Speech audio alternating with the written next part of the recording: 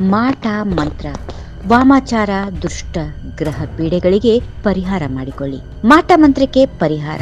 ನಾವು ಚೆನ್ನಾಗಿದ್ರೆ ನೋಡೋಕೆ ಸಹಿಸದೇ ಇರುವವರು ನಮ್ಮ ಜೊತೆಗೆ ಇದ್ದು ನಮ್ಮನ್ನ ಹಾಳು ಮಾಡಲು ಪ್ರಯತ್ನಿಸುತ್ತಾರೆ.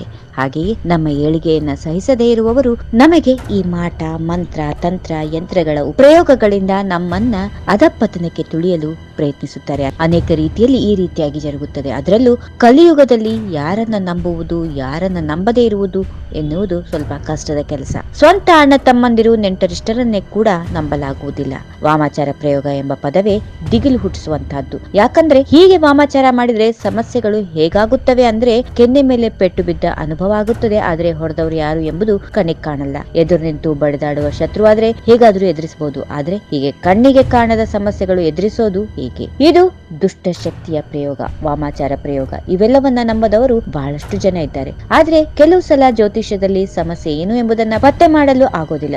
ಹೆಚ್ಚು ಸ್ಪಷ್ಟವಾಗಿ ಹೇಳಬೇಕು ಅಂದ್ರೆ ಜಾತಕದಲ್ಲಿ ಯಾವುದೇ ಗ್ರಹ ದೋಷ ಗೃಹ ವಾಸ್ತು ದೋಷ ಇಲ್ದಿದ್ರೂ ತೊಂದರೆಗಳನ್ನ ಅನುಭವಿಸಲು ಆಗುತ್ತಿರುತ್ತದೆ. ಅದಕ್ಕೆ ಕೃತ್ರಿಮ ಪ್ರಯೋಗ ಆಗಿರುವ ಸಾಧ್ಯತೆಗಳು ಸಾಕಷ್ಟು ಇರುತ್ತವೆ. ಇನ್ನು ಬಹಳಷ್ಟು ಜನಕ್ಕೆ ತಮ್ಮ ಮೇಲೆ ಪ್ರಯೋಗ ಆಗಿದೆ ಎಂಬ ಅನುಮಾನ ಮೂಡಿದ್ರೂ ಹೇಳಿಕೊಳ್ಳಲು ಎಂಥದ್ದೊಂದು ನಾಚಿಕೆ ಅಥವಾ ಸಂಕೋಚ ಆಗುತ್ತೆ. ಆದ್ರಿಂದ ಈಗ ಕೆಲವು ಲಕ್ಷಣಗಳನ್ನ ನಿಮಗೆ ತಿಳಿಸಲಾಗುತ್ತದೆ. ಅವುಗಳು ಕಂಡು ಬಂದಲ್ಲಿ ಕೂಡಲೇ ಈ ಬಗ್ಗೆ ತಿಳುವಳಿಕೆ ಹಾಗೂ ಜ್ಞಾನ ಇರುವ ಜ್ಯೋತಿಷಿಯನ್ನ ಭೇಟಿ ಮಾಡಿ. ಇಂತಹ ಸಮಸ್ಯೆ ಜಾತಕದಲ್ಲಿ ಗೊತ್ತಾಗೋದಿಲ್ಲ ಎಂದು ಈಗಾಗಲೇ ಹೇಳಿಯಾಗಿದೆ. ಪ್ರಶ್ನಾಶಾಸ್ತ್ರದ ಮೂಲಕ ಅವುಗಳನ್ನು ತಿಳಿದುಕೊಳ್ಳಬಹುದು.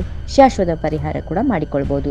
ಮೊದಲಿಗೆ ವಾಮಾಚಾರ ಪ್ರಯೋಗ ಆಗಿರಬಹುದಾದ ಲಕ್ಷಣಗಳು ಈ ರೀತಿಯಾಗಿರುತ್ತವೆ. ವಾಮಾಚಾರ ಪ್ರಯೋಗ ಆಗಿದೆ ಅಂದ್ರೆ ದೈಹಿಕ ಬದಲಾವಣೆಗಳು ಮೊದಲ ಹಂತದಲ್ಲಿ ಗೋಚರವಾಗುತ್ತವೆ. ವಿಪರೀತ ಕೂದಲು ಉದುರುತ್ತವೆ, ಮುಖದಲ್ಲಿ ಒಂದು ವಿಕಾರತೆ ಕಂಡು ಬರುತ್ತೆ. ನಿತ್ಯವೂ ಗಮನಿಸುವವರಿಗೆ ಈ ಬದಲಾವಣೆಗಳು ಬಹಳ ಬೇಗ ಗೊತ್ತಾಗುತ್ತೆ. ಜೀವಕಳೆ ಅಂತ ಏನ್ ಹೇಳ್ತೀವಿ ಅದು ಇಲ್ಲದಂತಾಗುತ್ತೆ. ಇನ್ನು ಊಟದಲ್ಲಿ ಪದೇ ಪದೇ ಕೂದಲು ಸಿಗುತ್ತೆ. ಇದು ಯಾವ ಪರಿಯಲ್ಲಿ ಅಂದ್ರೆ ಖಂಡಿತ ಅನುಮಾನ ಮೂಡುವ ಮಟ್ಟಕ್ಕೆ ಬರುತ್ತೆ. ಆಹಾರದಲ್ಲಿ ಆಗೊಮ್ಮೆ ಈಗೊಮ್ಮೆ ಅಪರೂಪಕ್ಕೆ ಕೂದಲು ಸಿಗೋದು ಬೇರೆ. ಆದ್ರೆ ವಾಮಾಚಾರ ಪ್ರಯೋಗ ಆಗಿದ್ರೆ ಅದರ ಪರಿಣಾಮವೇ ಬೇರೆ ಆಗಿರುತ್ತೆ. ಇನ್ನು ಮನೆಯಲ್ಲಿ ಬಳಕೆಯಾಗದ ಸ್ಥಳದಲ್ಲಿ ಪೊಟ್ಟಣ ಕಟ್ಟಿರುವಂತೆ ಕುಂಕುಮ, ಅರಿಶಿಣ, ನಿಂಬೆಹಣ್ಣು, ಗೊಂಬೆ, ಭಸ್ಮ, ದಾರ, ಸುತ್ತಿಟ್ಟ ಮಡಿಕೆ, ಸೂಜಿ ಚುಚ್ಚಿದ ವಸ್ತು, ಮೊಟ್ಟೆ, ಮೆಣಸಿನಕಾಯಿ ಪದೇ ಪದೇ ಸಿಕ್ಕರೆ ಖಂಡಿತ ಈ ಬಗ್ಗೆ ಸ್ವಲ್ಪ ಅನುಮಾನ ಮಾಡಬೇಕು.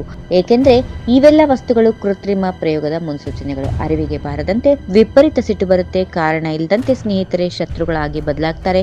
ಕುಟುಂಬದವರೇ ವಿನಾಕಾರಣ ಸಿಟ್ಟು ಮಾಡ್ಕೊಳ್ತಾರೆ. ಇವೆಲ್ಲವೂ ಅನುಮಾನಾಸ್ಪದ ಮಟ್ಟಕ್ಕೆ ಇದ್ರೆ ಕೂಡಲೇ ಎಚ್ಚೆತ್ತುಕೊಂಡು ತಿಳಿದುಕೊಳ್ಳಬೇಕು. ವ್ಯಾಪಾರವಾಗಲಿ ವ್ಯವಹಾರವಾಗಲಿ ದಿಢೀರಾಗಿ ಮೇಲಿಂದ ಮೇಲೆ ನಷ್ಟ ಕಾಣತೊಡಗಿದ್ರೆ ಕೈಗೂಡಬೇಕಾದ ವ್ಯವಹಾರಗಳೆಲ್ಲವೂ ಕಾರಣವೇ ಇಲ್ಲದೆ ಕೈ ಕಚ್ಚಿದ್ರೆ ಗುರುತಿಸಲು ಸಾಧ್ಯವೇ ಆಗದಂತಹ ಸಮಸ್ಯೆ ಸೃಷ್ಟಿಯಾಗಿ ಜಾತಕದಲ್ಲಿ ಯಾವ ತೊಂದರೆ ಇಲ್ಲ ಎಂಬ ಖಾತ್ರಿ ಆಯ್ತು ಅಂದ್ರೆ ಕೃತ್ರಿಮ ಪ್ರಯೋಗದ ಅನುಮಾನ ಮೂಡುತ್ತೆ. ತೀರಾ ಕೆಟ್ಟ ಕನಸುಗಳು ಬೀಳ್ತಾ ಇದ್ರೆ, ಅದರಲ್ಲೂ ಯಾರೋ ಎದೆಯ ಮೇಲೆ ಕತ್ತು ಹಿಸುಕಿದಂತೆ ಅನುಭವ ಆಗ್ತಾ ಇದ್ರೆ, ಪದೇ ಪದೇ ಈ ರೀತಿ ಕೆಟ್ಟ ಕನಸುಗಳು ಬೀಳುವಾಗ ಎಚ್ಚರ ಆಗ್ಲೇಬೇಕು. ಕೆಲವರಿಗೆ ಈ ಅನುಭವ ಬಹು ಬೇಗ ಆಗುತ್ತದೆ. ಕೆಲವರು ಹೇಳ್ತಾರೆ ನಮಗೆ ಶತ್ರುಗಳೇ ಇಲ್ಲ, ನಮಗೆ ಯಾರ ಮಾಟ ಮಂತ್ರ ಮಾಡಿಸ್ತಾರೆ ಎಂಬ ವಾದ ಮಾಡ್ತಾರೆ. ವಾಮಾಚಾರವನ್ನ ಯಾರಿಗೆ ಮಾಡಿದ್ದು ಅದನ್ನು ನಾವು ದಾಟಿದುವು ಅಥವಾ ಸಂಪರ್ಕಕ್ಕೆ ಬಂದೆವು ಅಂದ್ರೆ ಅದರ ಫಲಿತಾಂಶ ಅನುಭವಿಸಬೇಕಾಗುತ್ತೆ. ವಾಮಾಚಾರ ಪ್ರಯೋಗಕ್ಕೆ ಪರಿಹಾರ ಏನು ಅಂದ್ರೆ ಇದು ಪ್ರಶ್ನಾಶಾಸ್ತ್ರ, ಕವಡೆ ಶಾಸ್ತ್ರ ಅಥವಾ ತಾಂಬೂಲ ಶಾಸ್ತ್ರದ ಮೂಲಕ ಕೃತ್ರಿಮ ಪ್ರಯೋಗ ಆಗಿದೆಯಾ ಅಂತ ತಿಳಿದುಕೊಳ್ಳಬಹುದು. ಆ ನಂತರ ಅದು ಯಾವ ಪ್ರಮಾಣದ್ದು ಅಂತ ತಿಳಿದುಕೊಂಡು ಚಂಡಿಕಾ ಪಾರಾಯಣ, ದೀಪ ನಮಸ್ಕಾರ ಪೂಜೆ, ಕೇರಳೀಯ ತಂತ್ರ ಹೋಮದ ಮೂಲಕ ಆಕರ್ಷಣ, ಉಚ್ಚಟನ, ಸುದರ್ಶನ ಹೋಮ, ಅಘೋರ ಆರಾಧನೆ ಹೀಗೆ ನಾನಾ ಬಗೆಯ ಪರಿಹಾರ ಮಾಡಿಕೊಳ್ಬೇಕಾಗುತ್ತೆ. ಶಾಶ್ವತ ಪರಿಹಾರಕ್ಕಾಗಿ ರಕ್ಷಾ ಹೋಮಗಳನ್ನ ಮಾಡಿಸಿಕೊಳ್ಬೇಕಾಗುತ್ತೆ. ಈ ಬಗ್ಗೆ